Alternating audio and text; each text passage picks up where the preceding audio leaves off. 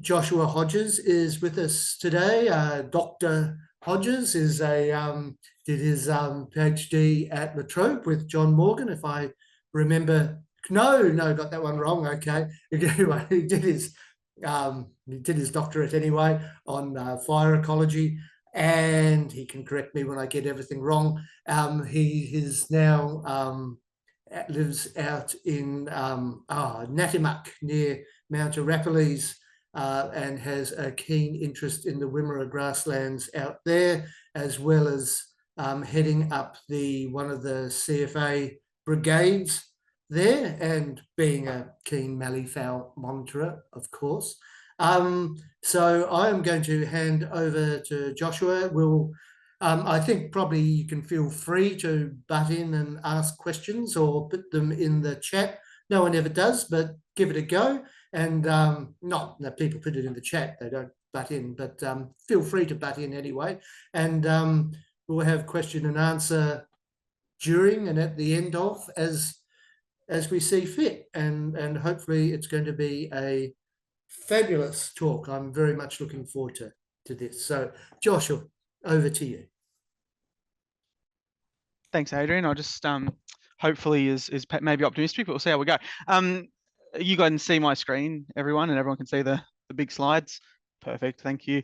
Yeah, so as Adrian mentioned, Joshua Hodges. I'm getting used to the doctor title. It's a bit of an interesting one. Sometimes I'm a bit like when I hear it, but it is what it is.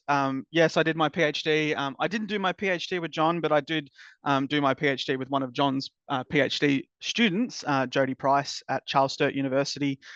And also with Lydia Guya and Adrian Nicotra from the National Seed Bank and the Australian National Uni. And I was working on basically Southeastern Australian grasslands really broadly.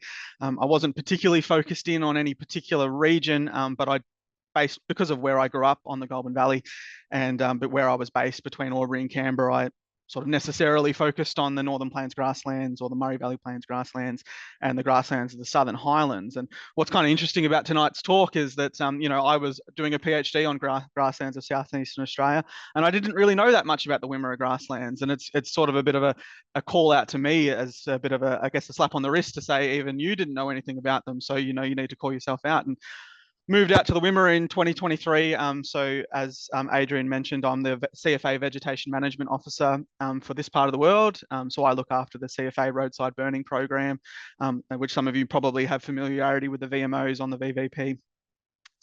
So I've moved out here. So I'm here giving you a talk on the Wimmera grasslands. I've only been out here 12 months, so I have the fun task of giving you a talk on a topic that I'm not an expert on, and there's probably other experts for the Wimmera grasslands in the talk. But hopefully you'll get a bit of an appreciation of why I think they're really cool, and a little bit about them. Part of what prompted this talk, I guess, is some negatives. So I'm going to talk through all of that, but I am also writing a bit of a book on the Wimmera grasslands. So a lot of this is just my own researches and stuff into the grassland type. But without further ado, I'll get into it. So just a bit of a, introduction to the Wimmera for people who may or may not know exactly where that is. That's a little map of the Wimmera bioregion, but Wimmera is in, central West Victoria. Runs from Stawell pretty much all the way to the South Australian border. And it's mostly found, considered to be fairly dry and hot country, but it's mostly out in that central west, sort of bordering the VVP in the south and the Mallee in the north. It's made up of broadly 6 local government areas, which basically aligns with the flow of the Wimmera River, which rises in the Pyrenees, flows down past the Grampians, and then up through Horsham, and then cuts north up to Lake Hindmarsh, and indirectly up to Lake Albucacha. The Wimmera as a region is centred around this sort of larger social catchment, which is Horsham, which is where I am. And I apologise, I've just picked that I did not acknowledge the traditional owners of the lands on which we meet. And I'm on Watchabolic country in Horsham, so I'll just acknowledge them, pay my respect to the elders past, present and emerging, and slap myself on the wrist again for jumping in too fast. And other major towns around the area include Warwick, Nabil, Stawell, Dimbulla, Nil and Caniva. So there's a few towns around. It's not a particularly heavy population area, but there are a bit around. And it is agricultural. It's an agricultural part of the world, heavily cleared, lots of grain cropping.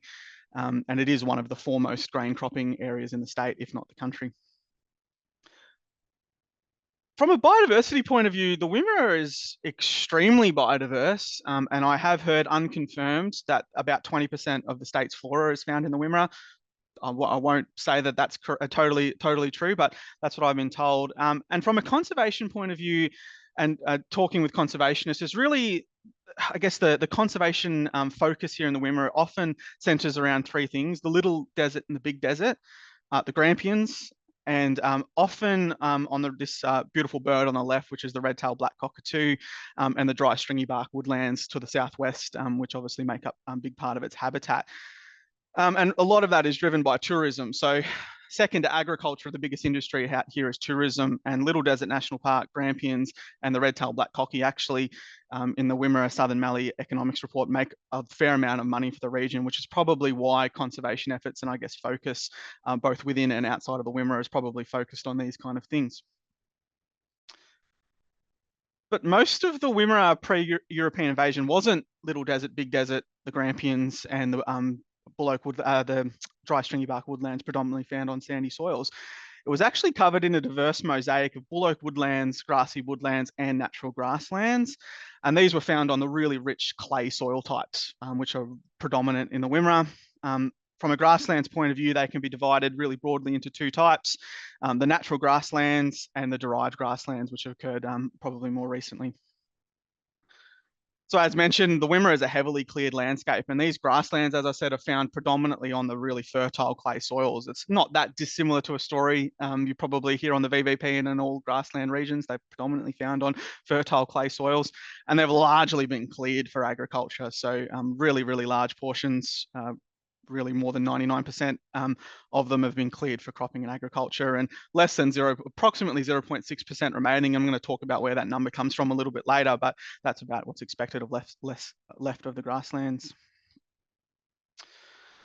The remnants are not dissimilar again to other grasslands around the place, that they're mostly found on roadsides, predominantly 2 and 3 chain roads. So in terms of roadsides, about 40 to 60 meters fence to fence, and the grasslands are usually found on the road reserves in those sort of patches. So quite small fragmented sections, keeping in mind that within that 40 to 60 meters, there's also a big road that runs through it as well. So in reality, it's probably more like 40 meters maximum of grassland, often bisected down the middle. So they're very, very small fragmented ecosystems.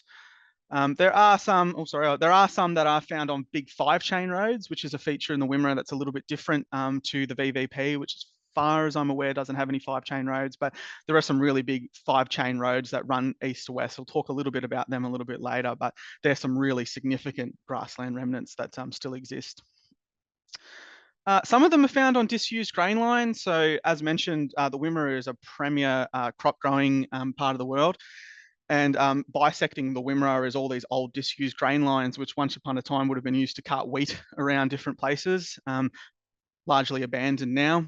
So now that we've got left is this kind of like what you can see on the screen, where it's just a remnant grassland existing, sometimes not being treated very well by the local farmers, but you can see that in that photo on the left there where they've been spraying along their fence line. But basically you do get sort of these really long linear stretches through the Wimmera.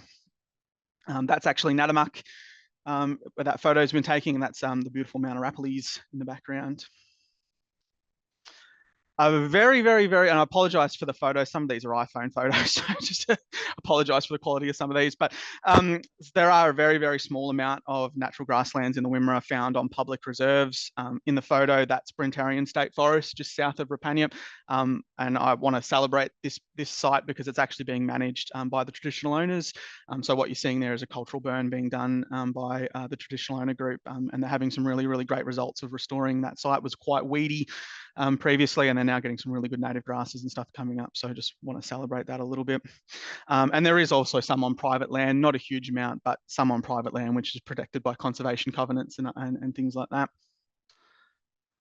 So the key threats, the big one is land clearing, and there's probably a threat everywhere where there are grasslands, but there are still big land clearing happening of these sites. We're going to talk about one in particular later on, but big sections of native grassland, they're found on fertile soils that are, obviously prime real estate for agriculture, and they're being cleared for cropping, but also a little bit for development. Yes, the Wimmera is not I mean, it's an area that is experiencing a lot of rural decline, but Horsham itself as a town is actually expanding. So Horsham as a city is getting quite bigger, and there are some really high quality remnant grasslands on the Wimmera, on the Horsham boundary. So there are some that are under threat for development.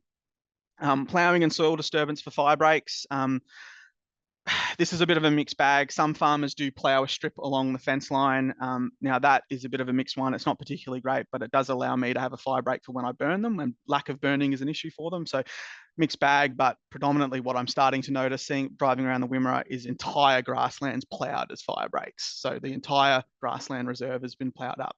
So a real issue there. And as a CFA staff member, there's a fair bit of education that needs to be done around that, because they're not particularly good fire breaks either. Overgrazing, probably more of a historical issue. Large sections of the Wimmera when they were settled were squatter runs, grazing runs, particularly the Brighton and the Vectis runs, which were set up as part of the early settlements of the Wimmera, and they were grazed quite heavily by sheep. It's probably less of an issue now. Most of the Wimmera is converted over to cropping, but there is still large sections in the southwest that are being grazed pretty heavily by sheep. Fragmentation is a huge one. We're talking about road reserves that are fairly cut up.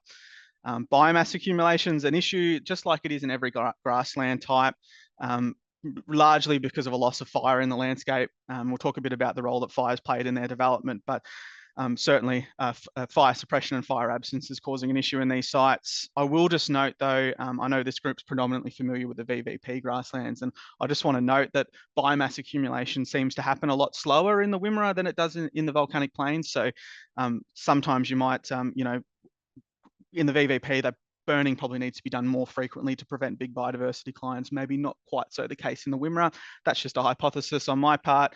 And I've put in there sometimes as well, because noting that some weedy grasses have invaded into the Wimmera grasslands, and they're really productive weedy grasses, such as Phalaris, and they're causing big biomass accumulation a lot faster. So in some cases, they probably need to be burnt more frequently. Herbicides are an issue, and inappropriate tree planting. If anyone's ever visited Horsham or Natimuk, as you're driving in and out of those towns, you'll see large strips of sugar gums that have been planted in the site. They were planted, I believe, in the 80s to 90s as part of a Vic Roads grant on the Wimmera Highway. And those have caused really, really big issues in the grasslands. As we know, inappropriate tree planting changes the surface vegetation and the structure and the nutrients of the site, and it can cause big declines in forb diversity. I will talk a little bit about a report that was done on these grasslands in 2019, but that is one of the biggest threats, and it is actually still happening in the Wimmera. So that's another thing, that a bit of an education piece that needs to be done. So their recognition and their status, and I don't want to tag poor McDougall with this because I don't think it was his fault, and it's not his fault, but this quote, which is from a piece done by McDougall et al. In 1994, they basically said that this community, referring to the Wimmera grasslands, can be considered close to extinction. And it's been hypothesized that this perception, not necessarily because of McDougall, but the perception of that, has led to a lack of interest in these grasslands, and just due to a perception that they're not here anymore. So we haven't really prioritized them. We just sort of think that they're gone. It's not actually the case. There's actually quite a few grasslands still left in the Wimmera. And I think that quote, it probably really sums it up as to why there's a bit of apathy towards them. So just zooming out, because I originally always thought about grasslands of southeastern Australia in the view of grasslands of southeastern Australia. As people would be aware, there are 6 grassland communities recognised federally in this part of the world. I won't go through and list them all, but I'm sure you've got some familiarity with them. But basically, there are 6, and then within those, there are further subtypes. Now, the Wimmera grasslands are typically considered a regional subtype of the Murray Valley grasslands, which is what they're called federally, including the Northern Plains and the Southern Plains of New South Wales, referred to as the Northern Plains grasslands in Victoria.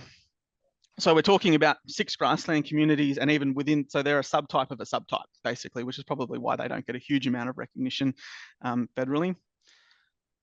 Including them within the Murray Valley Plains grasslands, though, is a little bit problematic. Now, this is the official approved mapping of Murray Valley Plains grassland on the EPB as part of its EPBC assessment. And a big part of the problem with including them in is that the species composition, vegetation structure, and condition is very, very different to other Northern Plains grassland sites.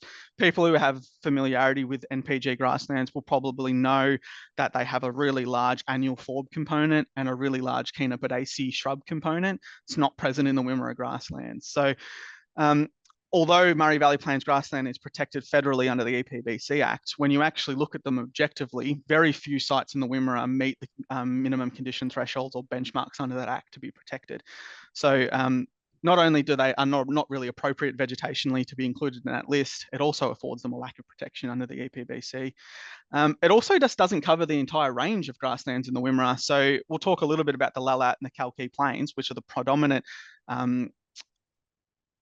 part of the Wimmera, and that is included in that map. But there's actually a large, I'm not sure if you can see where my cursor is on the screen, but there is a large grassland community, or not large, but there is a grassland community in the West Wimmera, and there is a little grassland community down toward just north of Harrow, for those of you who know where that is. Now, more appropriately, those grasslands probably should be included in the volcanic plains grasslands because they're very, very similar to the VVP grassland. They are found within the Wimmera bioregion though. Yeah, so this mapping just doesn't totally cut it. If you look at the Northern Plains grassland community description, I'm not going to read all that out, but if you look at it on the FFG website, the bit that sort of immediately stands out from a Wimmera point of view is that section there, which basically defines the Wimmera Plains grassland community as extending from Echuca in the east to the Patho Plains in the west. Now, I'm just going to go back because I think it makes the point. Now, the Echuca in the east is here. The Patho Plains is over here. So it's actually a really small component of the Northern Plains grassland. There's a whole section over here in the Goulburn Valley that gets excluded. That's a whole nother book, to be honest with you. I grew up over there, so I have some strong feelings about those grasslands too, and completely excludes the Wimmera grasslands. So from an FFG level, there's a perception that, oh yeah, the Wimmera grasslands, they're part of the Northern Plains grasslands, they're protected under the FFG. Well, if I was a lawyer defending a developer that's just cleared a whole bunch of them, I would be arguing, well, the FFG community description doesn't say they're part of that community. So I have some issues with having them lumped in under the Northern Plains. They just don't seem to, they don't fit it from a vegetation structure point of view, they don't fit it from a species composition point of view, and they don't fit it in the geographic descriptions within the Act. So, I love this book, and it almost pains me to point it out, but this is the Land of Sweeping Plains grassland book that was published in 2015, which is the holy Bible of grasslands. And Adrian had a big part of this. Sorry, Adrian, I'm not going to tear it apart, I swear. This is, you know, the holy grail of grassland in the Southeastern Australia textbook. And you'll notice that, yes, the Wimmera grasslands are included under the Northern Plains. You can see quite distinctly that they're separate. They are lumped in under the same category. And you can see in that mapping, I'm not entirely sure where that mapping came from, but it doesn't include most of the grasslands in the Wimmera, that map. So there's large sections of it that aren't included. So I think there's, you know, hopefully what I'm painting a picture for you is that broadly, they're just not big recognition of the grasslands across their range. And a big part of that is because they've been lumped in under the Northern Plains and Murray Valley grasslands. So lumping them in with other grassland types and the general view of them being close to extinction, in my opinion, and again, I've only been out here 12 months, so I'm not an expert, but poor recognition of these grasslands among conservation groups, both outside and within the Wimmera, poor understanding of their distribution and ecology, with management decisions made based on studies conducted in other regions, particularly studies done on Northern Plains grassland, which is not entirely appropriate to graph that across differences in biomass accumulation rates, differences in species compositions, difference in structure. So completely not really appropriate to bring across. And it's also resulted, I think, in clearing and further destruction being allowed to continue with very little attention or uproar. And I draw your attention to a recent case on the interface with the Grampians, where a farmer cleared a couple of trees. That got dragged through the courts, and there was big uproar in the Wimmera about it. So it's not that there's not people out here that care about the environment and don't want to see these things happen. And yet we're going to talk about a case later where multiples of kilometres of grassland have been illegally cleared. And there doesn't seem to be any recognition of it out there among conservation groups, which I think is a problem. I'm not criticising them. I'm part of the conservation groups out in the Wimmera, but I do think there's a lack of awareness of them. I'm just going to talk, I want to talk more about their distribution and range, but I'm just going to touch quickly on their composition and ecology. So, you know, what are the drivers of treelessness? Why do these grasslands exist? Well, as we know from the grassland theory, temperate to semi-arid grasslands, which occur in areas that are climatically suited to trees, occur because other factors which limit tree establishment and recruitment. Now, this stuff is not this. Claim that or a statement that I'm about to make is not just limited to the Wimmera Plains grassland. This is similar to pretty much all grassland types, but a big part of why we have natural grasslands in the Wimmera is because of heavy clay soils, which limit tree establishment. So clay soils expand when they're wet, and they suck in really tight when they're dry, which causes this really big cracking, which can damage tree roots. And when they're wet, it kind of can limit tree roots penetrating in. Now that photo is of a grassland up towards Yannick this very, very late spring, early summer. It's already starting to dry out. I was trying to find you a photo of, we've had a really, really dry year in the Wimmera, and I was trying to find you a photo of some cracking that I saw near Rapanyup, which was probably 5 times bigger than that. And I'm a reasonably big guy, and I could pretty much put my arm down it at one point. There was that heavy cracking. So you can easily imagine how that would be a problem for trees trying to establish if you fair bit of damage to roots. But it's not the whole story. It's not the whole story. We know that trees can establish on clay soils, bullocks being a prime example of them, and they're very, very common in the Wimmera, critically endangered, of course, because they're predominantly found on private land, again, clay fertile soils. But we know clay soils are not necessarily an inhibitor to tree establishment, and there's even evidence from plantings. I mentioned the tree plantings near Wimmera, near Horsham and Natimuk earlier, so those plantings have taken. So clay soils are not necessarily a barrier to tree establishment. So there has to be other factors at play here to maintain native grasslands. Now, some of that's probably clay content. It's not clay content, it's not right. There's probably a percentage of difference in clay content across, your closed bullock woodlands through to your more open bullock grassy woodland through to your fully treeless grassy plains. Sure, that's probably a part of it. But I think probably fires probably played a big role in that. And this has been discussed a lot in the literature, but certainly the EPBC listing for the bullock woodland community, which is also EPBC listed because it's found on clay soils on private land, so it's under threat of clearing. And they talk a lot about how fire, particularly burning by traditional owners for very, very many thousands of years, has probably maintained that mosaic of bullock woodlands, bullock grassy woodlands, and open grassy plains on these clay soils in the Wimmera. There's probably other factors at play too, and probably things will interact and change, and things like waterlogging and flooding and sodicity is probably a part of that as well. There is real gradients of sodicity in soils in the Wimmera, so there's probably many factors that tie into this. But I just want to highlight that fire, particularly by traditional owners, has played a really important part in these grasslands, and that its absence is probably a really, really big issue. It is a big issue. We know it's a big issue. This is some evidence, further evidence by that. This is some woody invasion that's coming into long unburnt sites. So on the left, that's the Wimmera Highway running into Natimuk.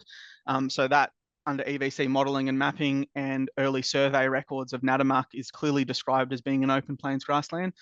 You can see on the I guess the far right of the left picture, that's a stand of sugar gums or eucalyptus that have been planted out in there, and you can clearly see it's been long unmanaged, and you can start to see a fair bit of recruits popping up into that site.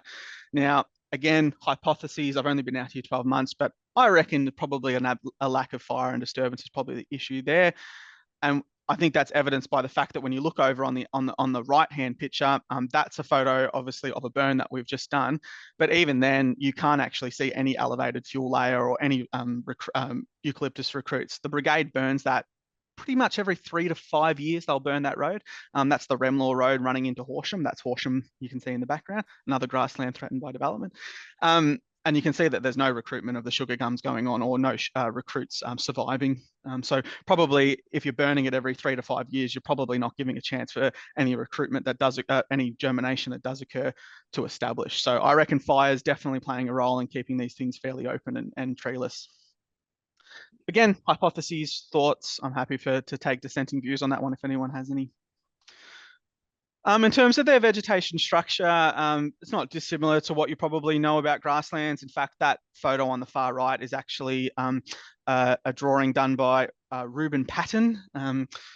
I'm not exactly sure how he did the drawing, but this is one of the first early drawings of a grassland, and that's actually in the Keilor Plains, I think, just outside Melbourne. He's taken that, and when you look at that photo and you see like the T's are obviously the Themata, and then you've got your various forbs and things with that, and you kind of transpose them across, you can kind of see that there's probably some big similarities. You can see your dominant grasses. That's a Retidosperma, and fairly open, bare soil patches, and then some forbs appearing in the middle. So when we're comparing these to the VVP, which I know this group mostly works with, in terms of vegetation structure, it's probably not that different. I think the big difference in the Wimmera is the speed at which biomass accumulates. Obviously, as biomass accumulates, it creates a lot of competition for light and resources and crowds out the forbs, which is a big part of why we lose diversity in grasslands. I suspect that that happens a lot slower here in the Wimmera. In fact, that photo is taken on Longarong Road, which I'm going to talk about, and that hasn't been burnt for about 15 years. Now, if that was the VVP, that would be completely choked and there'd be no forbs in it. 15 years of long unburn is a big problem on the VVP. So you can see that much longer timescales between disturbances needed to maintain that open grassland. As I just said, biomass accumulation in some grassland sites is a big problem. That is a grassland just north of Natimuk. It also hadn't been burnt for a reasonably similar period, if not longer. But you can see that in the same period of time, there's a lot more biomass that's accumulated, a lot more of a closed structure. Now, so if we say these are similar times since they've been burnt, and there's a big difference in the structure there, what's driving that? Why are we seeing such big difference in biomass accumulation rates in the Wimmera? I'm not entirely sure. I suspect it's soil type. I suspect it's probably soil nutrients alterations as a result of agricultural practices. Those are just hypotheses. I don't really know, but I'm going to do a bit more work on trying to figure that out. Suffice to say, in that site, though, that site needs a burn, and parts of that site have been burnt now, which is really good. Really need to open up those intertussock spaces and reduce competition. So just in terms of the dominant grasses, so you may have a view of the Wimmera grasslands being very, very similar to the Northern Plains grasslands, and that they're predominantly dominated by C3 grasses, things like ostrostipes, Retitospermas, and Pteropogon species. That is largely true, particularly in most of the large grassy plains areas north of Horsham, less than 450 millimeters of annual rainfall. However, there are sites, particularly sites in the West Wimmera, which are probably a lot less fully understood, probably more appropriately. They should be considered northern VVP grasslands, not southern Northern Plains grasslands. But there are areas that are dominated by Themata triandra, and there are grasslands in that lower rainfall areas that actually do have significant coverage of Themata. I'm not entirely sure why. I suspect that's probably a result of flooding. So there's a little bit more moisture remaining in the site. Just hypotheses, not entirely sure, but that's just what I'm thinking. So in terms of the species present, there are many forbs that are found in the Wimmera Plains grasslands, but I just want to highlight a few of them. The one on the left is the Wimmera rice flower, which is a critically endangered subspecies of Pimelia spinescens. It's Pimelia spinescens subspecies pubiflora. And it's found in only 3 sites in the Wimmera. I'm going to amend that slightly. It's found in decent numbers in only 3 sites in the Wimmera, heavily threatened, not particularly recruiting at all. So the populations are stable, but probably going to decline if they don't start to get some recruitment happening pretty soon. There is another population, a 4th population, but there's actually only 2 plants in the population. So I think you're literally stretching the term population if you say that it is one. And then the other one, so the bottom right, that's the other subspecies of Pimelia spinescens, the spiny rice flower, Pimelia spinescens subspecies spinescens. And that is found in the Wimmera in quite frequent numbers and in quite across a range. And I'm going to talk about the Karnak grassland later a bit on, but it is found in there. And that northern one is the copperbur, turnip copperbur, which is quite rare. It's also critically endangered and listed and is really, really rapidly declining in big part because of lack of fire. Just a bit of a side note here, but fire tends to play an indirect role in grasslands by reducing competition for light and space.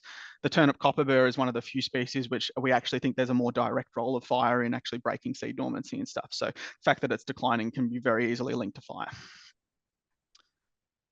In terms of the fauna, I'm not a zoologist, folks. I'm not going to pretend I know that much about animals, but I am a amateur bird watcher, and I do love. And one of my favorite pastimes since I moved to the Wimmera is driving out onto the grassy plains with a pair of binoculars and watching some of the raptors flying around, particularly the whistling kites. I think they just look really, really cool flying around.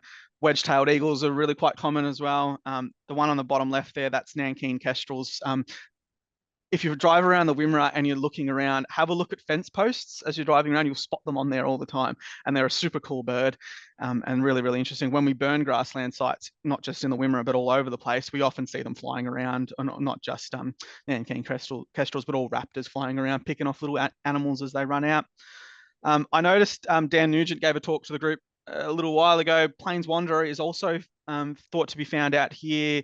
There hasn't been a record of them, I think, since 2011, if I'm thinking that right, but they're predominantly found on the eastern fringe of the Wimmera grasslands. I've gone out there at night in areas where they've been found and tried to find them.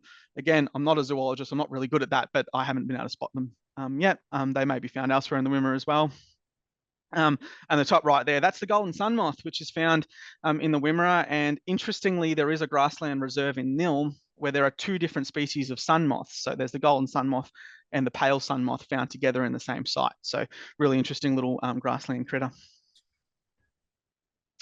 I'm just going to talk through a little bit about how we know where they are and why, a bit about reconstructing its pre-European distributions. There was a lot of doubt in the literature for a long time that there even were grasslands in the Wimmera, so a lot of work's been done on trying to reconstruct where they may have been. So I'm just going to give you a broad look first. So this is EVC modelling of pre-1750 plains grassland and savanna in the Wimmera. Again, this is a model, so it's probably not perfect, but it gives you a pretty broad idea that there certainly were grasslands in the Wimmera, and you probably, if you're picking up that there's a pretty large proportion of it on the plains between Horsham, Dimboola, Warwick Nabil, and that's Rapanyup over on the east. So those are broken broadly into a couple of different plains. One's the Kalki Plain, which runs from Horsham north. In reality, in these days, it probably pulls up south of Warwick Nabil, but historically, it potentially went north of Warwick Nabil. And the Lalat Plain, which runs basically from Jung east to past Rapanyup. So most of the grasslands work that's been done in the Wimmera has focused on those two grassy plains. And it probably makes sense. Most of the grassland sites in the Wimmera are found out there because it was a large expanse of mostly treeless grassy plains, so they thought. So that's probably why they're focused on it. So, yeah, in addition to EVC modelling, early surveys and journalists of explorers and settlers provide evidence of grasslands in the area. So the top quote is from Major Thomas Mitchell, who I'm sure many people will know. Many of his quotes have been used to describe early grasslands, but basically what he's talking about there is his, this was his 1836 trek to find the confluence of the Murray and the Darling rivers. He cut south to find fertile plains to the southwest. As part of that cutting down from basically, well, I think Mildura, he did cut through the Wimmera, and he's basically describing there that open mosaic of box gums and bull oaks trees that we've talked about before. Bold outline of the Grampians, and he discussed walking through at least 2 miles of grassy plain, which is a fairly significant area of grassland. Below that is G.A. Robinson, who was Chief Protector of the Aborigines in Victoria. He was a builder and a self-taught preacher, and he travelled extensively throughout the Victoria, and his quotes are often used to describe vegetation types. But that's just an entry that he made when he was walking around, and how at 11 o'clock they were walking through an open grassy plain, and I guess had a great view of Mount Zero and the Grampians. As I said, there has been reconstructions over time. So Connor, 1966, they used soil mapping and associated remnants to reconstruct the original extent of grasslands and other veg types around Horsham. So again, focusing predominantly on those Kalki and Lalat plains. They concluded that a vast grassy plain was located in the eastern Wimmera. So they were really only looking at the eastern Wimmera. That was backed up by Morecambe and Westbrook in 1998, which coupled the work that Connor did with historic plans and survey records. So looking at the early survey records of the Wimmera, and basically expanded that out to include Warwick Nabil, Pimpernaya, Rapanyup and Horsham, which is that Kalki and Lalat plain section. So I guess I've said it a few times, but reconstructions to date have really focused on those areas, the Kalki and the Lalat plains. And that, best that I can tell, there have been no detailed reconstructions looking at grasslands to the west of Natimuk and Dimboola. So looking at the grasslands that I'm kind of highlighting there, again, that's EVC modelling, so it's probably not perfect. But as far as we know that there are grasslands there because there are remnants out there. But as to what extent they were, we probably don't have that full information. So just going to quickly talk through, I guess, the current state of them and where we're at. And a bit of give you a couple of examples of a few of the sites. So I'm just going to acknowledge or I guess talk through. So in 2019, Paul Foreman, who I'm sure many of you will know, as part of his PhD, did a report for DECA on the Wimmera grasslands, again focusing on those Kalki and Lalat plains. And he basically built on the work that was done by the others. He compared historical reconstruction survey records. He also looked at satellite imagery, and he compared that with on-site sampling to assess the current condition of the grasslands. And he documented about 100 remnants. So much for considered extinct, right? Like 100 remnants, that's not nothing. Focusing again on the Kalki and the Lalats. And he concluded as part of his report that there was less than 0.6% remaining. That's where that number I pulled from earlier is. And he concluded that the largest remnants were on the Dimboola Minyip Road. There you go, just one road. But I want you to remember the Dimboola Minyip Road, because that's going to come up again a bit later, and unfortunately, it's not a good story. But the largest, intact remnant was considered to be on that road. That's a large 5-chain road, by the way, so a really significant remnant. So a little bit about what I'm doing to build on that. So yes, I am visiting remnants that was identified by the Foreman report. And I'm working on doing basically the same methods that Paul did, but trying to reconstruct the Western Wimmera grasslands. Not yet completed. There's a huge amount of work in that, but I'm starting to work through it. And I'm out there identifying and assessing remnants of the Western Wimmera grasslands. And I'm going to talk through a couple of them. There are not many of them left, but they are quite interesting. And I just want to go through a couple of remnants because I think they are really interesting and probably paints a picture of some of the current issues that we have out here. So Longerenong Road, for those of you who know Longerenong, it's quite a famous agricultural college just to the northeast, I guess, of Horsham. And the grassland that was along that road, which used to be called the Duanmama Road, was identified by a 1986 LCC assessment as being of a remarkable area of open grassland with large populations of drumsticks, also known as billy buttons, and yam daisy present in the understory. So it was listed as part of that LCC assessment, Land Conservation Council, as being probably the most significant native grassland in the Wimmera. I went out there on the weekend and had a bit of a look at it, and it's pretty degraded. But one thing that immediately popped up to me when I was sort of walking the site is pretty much you can probably see visually, hopefully you can see it, that there's basically a big stretch down the middle that's become quite weedy and infested. It's quite green. Well, a large section of the road has actually been dug out for a drain or channel, which has been leaving a very weedy vegetation in its place. So it's been completely bisected down the middle, and there's some really small remnant grassland strips on either side, but they're nothing like what's described in that LCC report. Not many drumsticks. There are a few, and I didn't see any evidence of any yam daisies. Maybe you wouldn't this time of year, but I wasn't really seeing. I'm going to go out there again in spring and do a bit more of a detailed floristic survey. But yeah, I think a big problem looking at that illegal land clearing problem. Again, we've talked about someone's cleared a big drain down the middle of it. Well, I shouldn't say illegal. Maybe it wasn't done illegally, but certainly a big problem for that grassland site. That's some of the forbs that were present in the site. So there are native forbs there. The grassland there is still in reasonable nick, but certainly heavily degraded and nothing like what's described in that LCC report from only 40 years ago. Okay, the Dimboola Minyip Road. This one makes me sad to talk about, but anyway, we'll have a crack. The Dimboola Minyip Road is a large east-west running road, a 5-chain, so it's 100 meters in width, noting there's a road bisecting that as well. But it was noted in the Foreman 2019 report as the largest surviving remnant of the Wimmera Plains grassland and was described as being of very high conservation importance. Just to give you a bit of an idea where it is, so we're looking at the Lalat and Kalki plains there. Horsham's just cut off a little bit, but you can see Dimboola in the west, Warwick Nabil in the north, and Minyip over in the east. That's the Dimboola Minyip Road. It's about 45 kilometres in length by 100 meters wide, noting a road also runs down it. So not 100 meters of grassland, but certainly some really, really large sections. And I'm sorry to report people that it's been large sections of it have been cleared and cropped. So we're talking about the largest significant grassland remnant left in the Wimmera, and the road reserve has been cleared.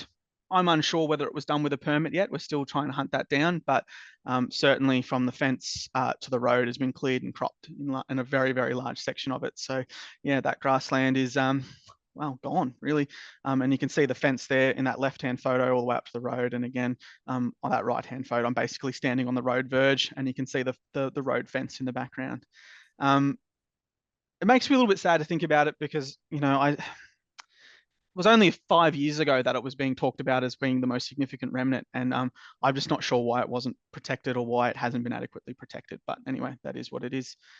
In terms of the cleared area, so approximately 15 kilometres of that, pretty much from the Barung Highway all the way to the Blue Ribbon Road, which is also called the Horsham Kalkee Road, has been cleared. So it's not a small section, it's 15 kilometres of grassland has been cleared and cropped in its entirety. And that's pretty unbelievable to me when you think about it. And it's 1/3 of the Timbula Miniep Road in its entirety. So, you know, we're talking about the largest significant remnant of grassland that was left, and 1/3 of it's gone.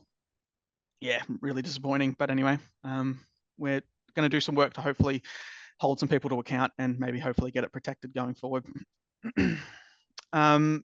So those are some sad stories, I guess, but I do want to highlight some good stories of grasslands in the Wimmera. How am I going for time, Adrian? Am I running over time? You're absolutely fine, Joshua. Oh, cool. Just yeah, we're happy to go over. It doesn't matter in the least. Cool. I'll keep chugging along. The Remlaw Road is a section of Council Road Reserve coupled with the disused Horsham Carplack Rail Reserve. It's variable, but generally it's a good quality grassland. It's got some plantings along it. In fact, that photo I showed earlier of the plantings where they were cleared with the burn, that's the Remlaw Road. So there are some plantings of sugar gums along it which have altered it, particularly at the eastern end, the eastern end, close to Horsham. It's burnt on a 2 to 3 year cycle by the local CFA brigades, which is a big part of why it's so good quality.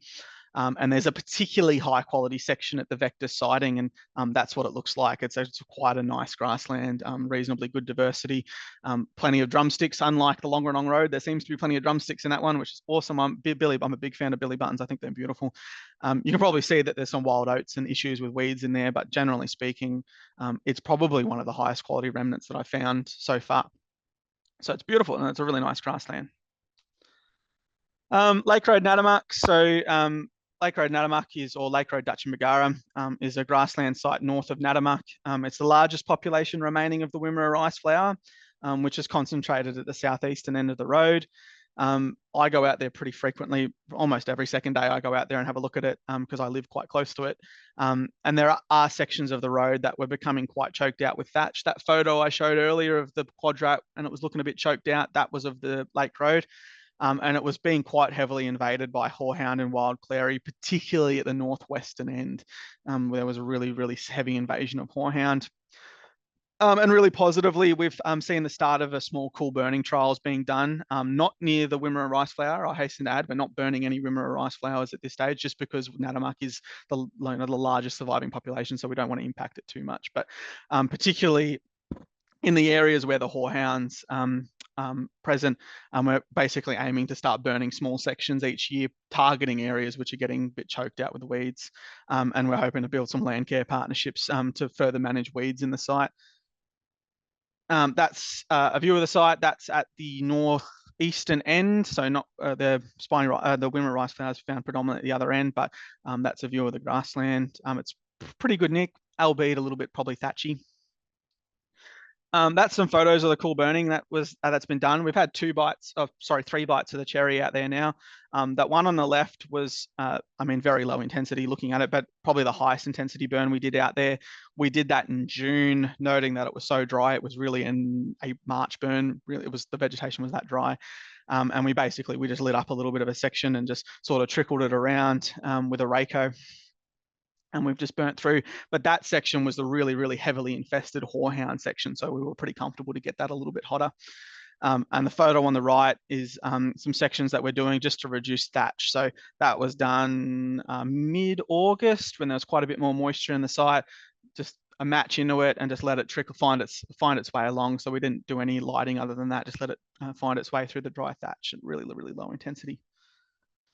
And we've had some good results with the horehound section. So I'm doing some follow-up monitoring work of the horehound out there. So there were about 37 horehounds found within the first block we measured, noting that we didn't include any horehounds on the 1 meter of the edge of the burn because you get edge effects cropping up there. So we're only just focusing on horehounds in the middle. And we found so far, and I say so far, it's been pretty dry, so we probably expect more to start resprouting back. But we found so far that we're only getting a very, very few resprouting, predominantly the bigger ones that didn't get much fire in them, but ones like this on the left seem to be completely gone, so, which is really good. So that's a positive result so far, but it is monitoring and progress. So, you know, who knows how that will end. And just an FYI, the ones that do resprout, we're pulling them out of the ground. So we're managing it as well, I guess directly, not just through fire.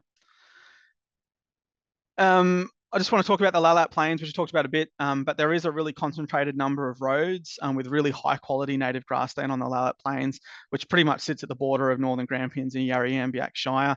And these sites are not just really high quality native grasslands in and of themselves, but they do contain the EPBC listed spiny rice flower and turnip copper and we're looking to do some burning on those roads. And that's one of the remnants there. It's starting to get a little bit thatchy. That's the one we're going to target for this year because it is probably the one that's most degraded, and there is a bit of spiny rice flower present.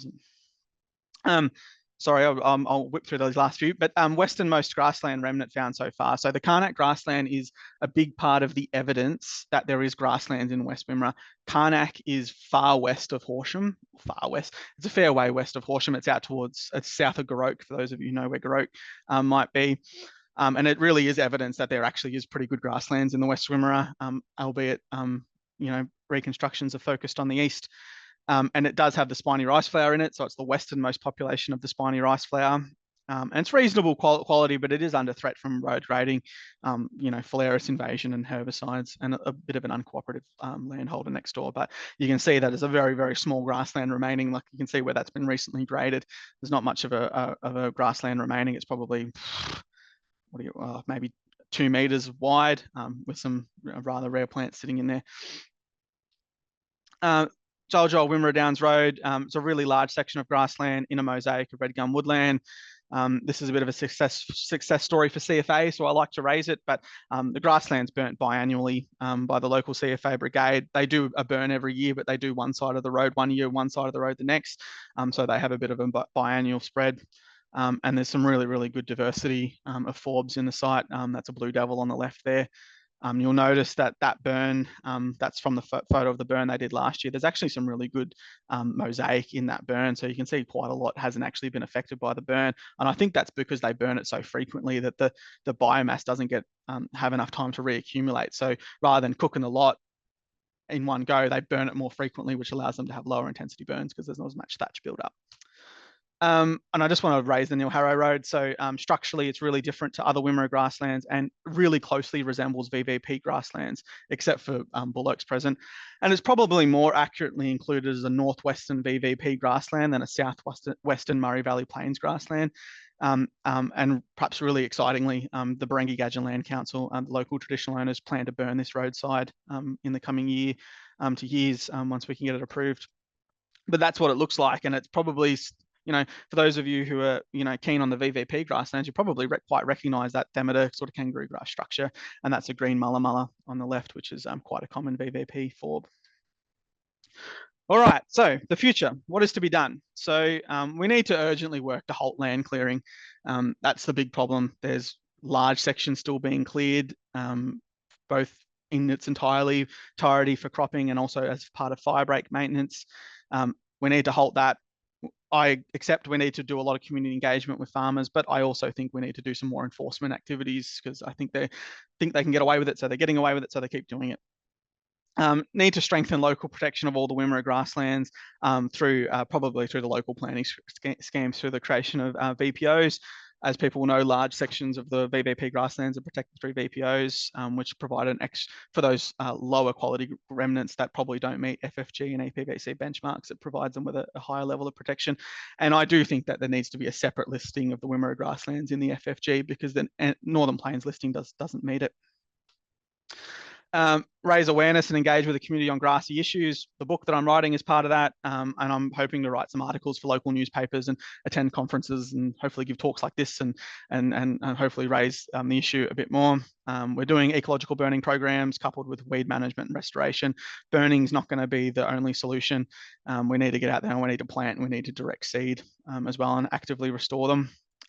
increase their representation in seed banks and nurseries. So a local Natimuk resident, I did do a post in the Natimuk Facebook page a while ago about the Wimmera rice flower, and a local Natimuk resident asked me about whether you can actually get it in nurseries. Now you can't, because it's really hard to grow, but it raised a bigger issue of why you can't get grassland plants in local nurseries around the Wimmera. Did a bit of research in local nurseries, and you can get very few grassland plants, as far as I can tell.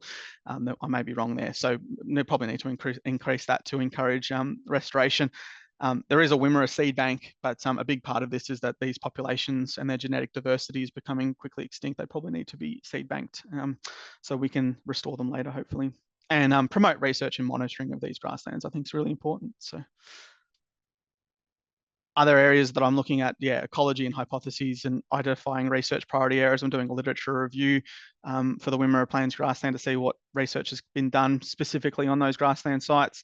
And interaction and better integration in these grasslands and fire management planning. So people will know that the VVP grasslands get burnt because they're integrated within strategic fire break planning in the southwest, not the case in the Wimmera. So trying to better integrate these into fire management so they get more regularly burnt and managed, and also protected. Because obviously the burning and stuff provides them with a level of protection and I guess perception that they're being actively managed, so people don't just think they can go out there and clear them and get away with it. Sorry, Adrian, I went probably a little bit longer than you intended, but if there are any questions, I'm happy to take them. That's fantastic, Joshua. Thank you. Incredibly interesting. It's great to see such a focused energy on this particular neck of the woods or neck of the grasslands. It's I suppose, John, was that you waving your hand there with a question? Or no, you'd be too badly in an auction. I guess, well, so many questions, but with your role in the CFA and so on, is like, what's the best way of getting more burning done? Like it's like the population, local volunteer base is decreasing, I suppose, because big agriculture is increasing and there's more layers of bureaucracy seeming to come in. So what can be done to turn all of that sort of thing around? Oh, it's a really hard one, Adrian. And it's an issue that the VMOs struggle with constantly, and we're always sort of fighting for resources to try and get burns done. But what's a VMO? Sorry, vegetation management officer, which is the role that I do with CFA. So they're the CFA staff that arrange the roadside burns and organise them and write burn plans and get permits and all that sort of stuff. And so I think it's a really challenging one. I think the creation of the statewide planned burn task force within CFA has helped. So a lot of burning, particularly on the VVP in Southwest, and I'm a CFA volunteer myself, and I've gone down as a volunteer with the task force to burn around Cavendish and places like that on the VVP. So really a large number of burns are increasingly being done by the task force, and that's a statewide basically list of volunteers who put their hand up to be deployed out to help with burning. So for those of you who are familiar with the way CFA works, with big fires, we deploy out strike teams to help local resources fight a big fire. It's basically strike teams for burning. So they're resources that will come in and help with a burn if we don't have locals. And unfortunately, fortunately that they're a great resource and they're awesome and they help us get burning done. Unfortunately, they're a finite resource. So we can't, there's only so much burning we can do with them. Outside of that, I just think we need to encourage training and learning and hopefully encourage more people to do burning and maybe join the CFA and get involved with the task force and that sort of stuff. I think that'd be good. Indeed. John Dill Pratt, you have your hand up now. Yeah. Hey, Joshua, fantastic presentation. Thanks. And it's wonderful to have a person like you out there. Thanks, John. And I'm sorry, I'm not familiar with names for the area, so you'll have to remind me of the five chain road that you found had been Dimboola Road. Yeah, had been cropped. This is a comment rather than a question, but if you do find that there is a legal issue there and that fines are eventually imposed, that's been fabulous preparation for a full-blown restoration.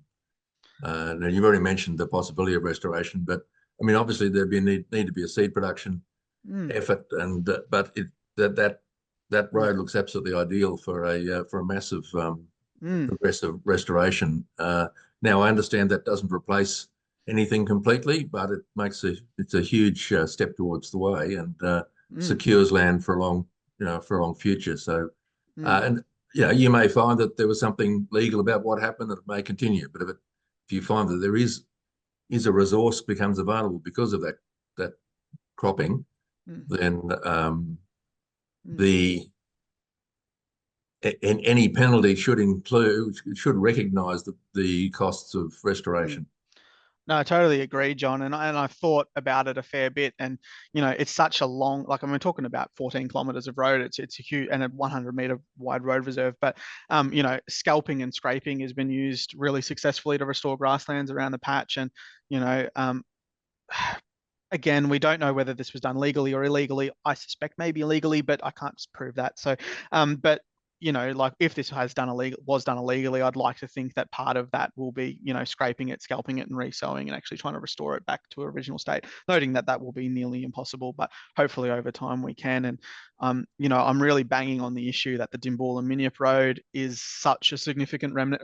5-chain roads are so rare in the landscape. Talking about massive roads, road reserves. So hopefully we can get it back to something. But no, totally agree. I hope that it's fodder for future restoration well, projects. I mean, Josh, the point here is that you have a reference community directly applicable. Yep. We know how to do this stuff. We know how to produce the seed. We know how to do the scalps and the sows. It's a much simpler application of the techniques than you would normally find. Yep. And Paul Gibson Roy's already done work up in that, up in the general area up there. Yep. So there'll be some knowledge there as well. So it's entirely doable. It's just resourcing and commitment that's required, and it could be restored to something very, very fine in a very short time frame if the resources were available. Yeah, and no, I agree. Nail the bastards.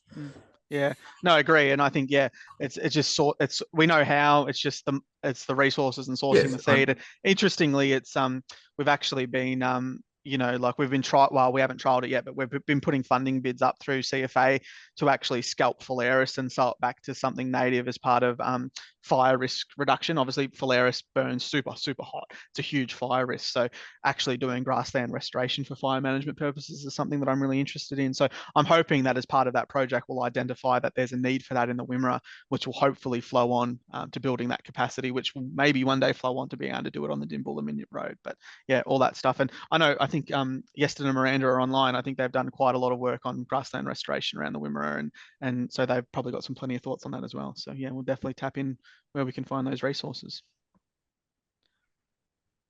There's so many questions in conversation in the chat. It's really going off.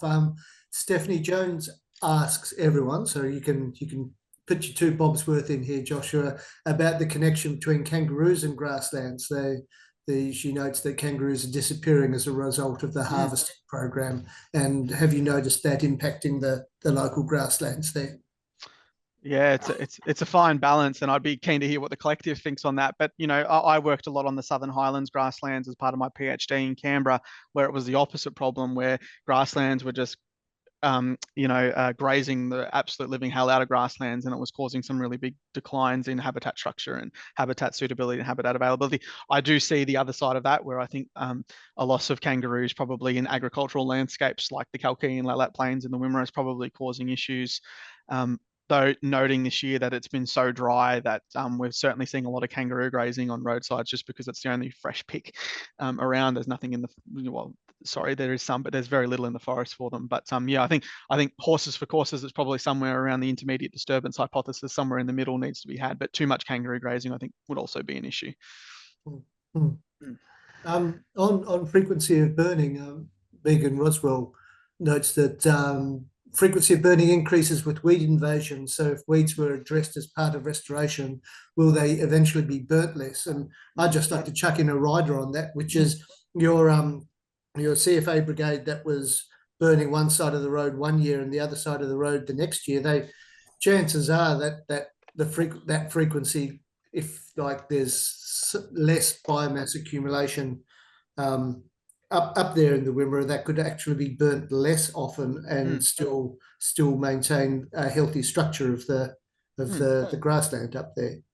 Yeah, I think that's true. And that's certainly what my hypothesis is. And I think it's a really good point on the weeds, by the way. I think, yeah, if we could deal with some of those really, fast biomass accumulating weeds, we would definitely be able to burn. And that's a big problem in the Wimmera, is those weeds are actually causing biomass accumulation faster, which is then causing competitive exclusion. Joel, which is the brigade I spoke about on the Wimmera Downs Road, is a bit of an interesting case because that's on the far western extreme of the Wimmera, which is probably more productive. So they probably do, like we're talking about the upper catchment of the Wimmera, so it's probably a bit wetter. So they're probably burning with reasonable, sensible frequency. But yeah, certainly in the Wimmera more broadly, I think if we could deal with phalaris, wild oats, and some of those really big grasses, we would certainly be able to burn less frequently. And that would be a real win for CFA, because it would mean that we could burn more sites, because we only have limited resources. So we didn't have to keep going back to the same site every 2-3 years. We could probably get more done over a 3-year period, because we could look at other sites. So yeah, that's a really good point, and I think it's very true. Can I ask, like, how you go about selecting the sites that you do burn? Yeah, it's a really good question, and it's I sort of touched on it in the last few slides there about integrating it with strategic fire management planning. So, and I'm happy to share this with the group, but I've done a strategic fuel management plan for the Wimmera, and we're really focused on things like protection of life. So a really big threat in grass fires is people driving down major roads and heaps of smoke over the road from a grass fire. They crash their car and die. Apologies, I probably shouldn't have said it that bluntly, but so a big part of that is obviously reducing fuels on really high traffic roads like highways and things. So we often prioritize them. We then prioritize asset and township protection, so burning within what we refer to as an asset protection zone. So within 500 metres of a township, we'll do burn. So in the Wimmera, we'll often burn from the interface to a town 500 metres out on all the roads on each side. So that's a big part of what we do in the Wimmera. Maybe not so much in Southwest, but that. And then the large bit is creating big, large landscape strategic fuel breaks. So that's where we burn 3-5 chain rows over really, really long roadsides, basically with the intention of creating a big fire break to halt the spread of a grass fire, which is a big part of what they do in the VVP. So those really big grassland burns they do, that's basically the logic behind them. We don't do that a lot in the Wimmera at the moment. I'm hoping to do the first one this year, which will be really good. That'll be another section of the Dimboola Miniot Road, which hasn't been cleared. So yeah, that's basically how we pick the sites, is thinking about those sort of 3 key strategic objectives. John, your hand's up again. You may have other questions there you want to deal with first. That'd be fine. Look, there's lots of conversation we've got. Talk about the provenance of seed, for instance, whether, like, you can take fields of billy buttons from one place and seed from one area, billy button seed, and use it elsewhere, and so on. So we've got lots of conversation going on, and about Please, while I'm looking through, do your question, John. It's well, again, Josh, more a comment than a question, but I saw John Morgan speak the other night, and he actually described the process that Patton used to develop that plan back in the 30s. Apparently, it was a mechanical process. I don't know the piece of equipment myself, but apparently he was able to trace it directly onto from the tussock. So have a talk to John, and he'll tell you what the process was for future. Well, I was actually at that talk. Talks. I was at that talk as well, and I zoned out for 10 seconds, and I heard him say something. I went, "Oh God, listen!" and I missed it. So I'm hoping to get in touch with John and get the answer of that. But, yeah. Well, it is an interesting story, and apparently it was actually traced. Yes. Yep. Way back in the 30s. Incredible. On the subject of enforcement, Joshua, do you so councils? You've got 5 or 6 local council areas in that area. Do you find that there's a difference between them in terms of their attention to conservation values? Are there good ones and bad ones, or are they just going to chuck them all in the one recalcitrant basket, or what? I don't like saying good or bad. I think what I will say is under-resourced. So the Wimmera councils are low-budget councils. Great people work in those councils. I work with them every day as part of my staff role as a CFA. Certainly people within council care a lot about this, but it's time, budgets, and resourcing, I think, is the problem. And I noticed I think maybe it was yesterday in Marinda, but put a comment in there about large sections of the Dimboola Minyip Road have actually been cleared as part of a permitted process for 30 years. And that is true, but it's actually not. There's actually other sections that have been more recently cleared, and I think that's a problem in the sense that yeah, we're getting an expansion, and unfortunately, even though it's been reported through to council, they just don't have the resources, I think, to be able to deal with this in any big scale. Noting that there's legal costs and things for dragging people through the courts for this kind of thing. Big part of the problem, just on a personal opinion, not speaking in an official CFA capacity, is that I think we leave far too much of the enforcement to local councils. I think they just don't have the resources to do it. I think it probably needs to be done at a higher level within government, but that's just a personal opinion. I think lots of people would agree with that. Louise, Nicholas, you have your hand up. Yes, hello. I noticed that in Bull Shire, they have some little signs in areas of roadsides that have good grassland remnants that say something like ecologically significant area. And I just wondered if you'd noticed any of those in the West Wimmera Shires, and if they have any kind of impact in terms of raising awareness in the community, and, you know, maybe stopping some of that clearing that could accidentally happen or cropping. Yes. Yeah, it's a good question. Yes, there is. There is particularly, so the Dutch and Bagara or Natimuk side on Lake Road has a lot of significant roadside vegetation signs up, and they've been bollarded off to prevent ploughing. So directly north of that road actually gets completely ploughed up every year by the farmers as a fire break. So literally, if they had have gone a little bit further, they would have also taken out the Wimmera rice flour. And now I think that roadside's been ploughed for forever and a day. But you know, like, certainly I think they've actually put some physical barriers in to hopefully deter any ploughs going in there. And yeah, I think on the Lalat Plains around where Yarri Links Land Care has done a lot of work on the grasslands there are a lot of significant vegetation signs and stuff up. But yeah, generally speaking, like, there's none on the Dimboola Minyip Road, as best that I can tell. And I don't believe there's any on most of the roadsides around that part of the world. And the area up further along that road that you said had been cleared for 15 kilometres. So the remaining remnant, do you think any awareness has been raised with the adjoining landholders, so that, you know, to sort of kind of proactively try and stop any potential clearing? I'm hoping that, so one of the photos I showed in the presentation is the big section of that road with some wind turbines in the background. So a fairly large section of that road is now owned by the Murrawarra Wind Farm. And I'm hoping that they're probably a little bit less likely to clear for cropping. I think, you know, and I'm hoping to, so I've included the Dimboola Minyip Road. Obviously we'll have to alter that now that large sections have been cleared.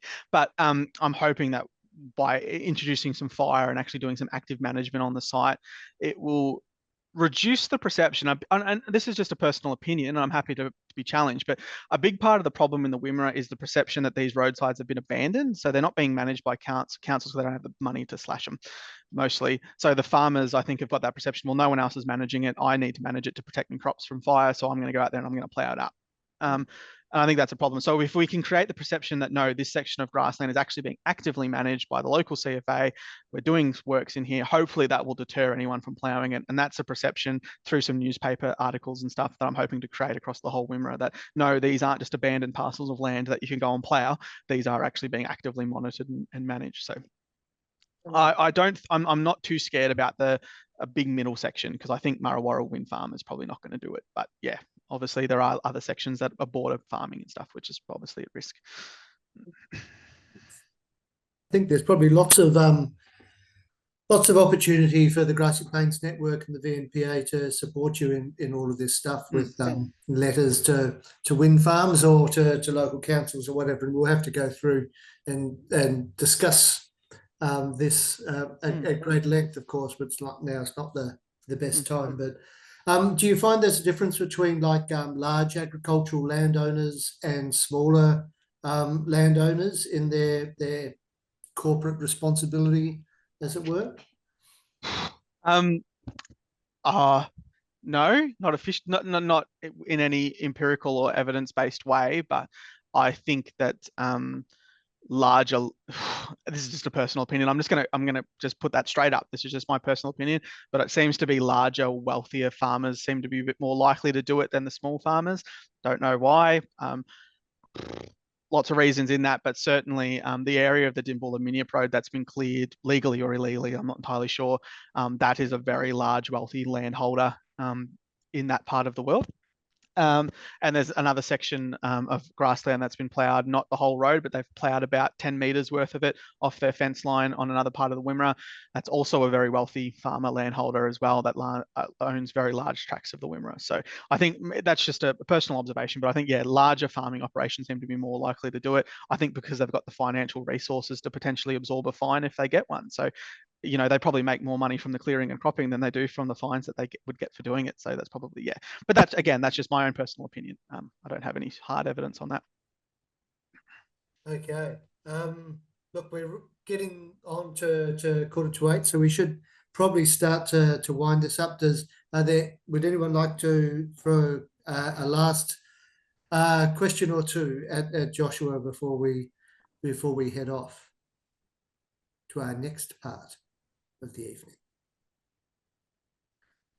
Okay, no, I'd like to probably just direct everyone to the chat too, because there's a lot of commentary and discussion in the chat that we haven't got around to. That is like really interesting talk there. So yes, do read through that. Let's thank Joshua very much. It's been absolutely fantastic, and I'm sure we'll be hearing a lot more from him in due course as we perhaps turn our attention more to the statewide problems, especially of roadsides and so on in the Wimmera and elsewhere. So thank you, Joshua, very much. And we Thanks, will, Adrian.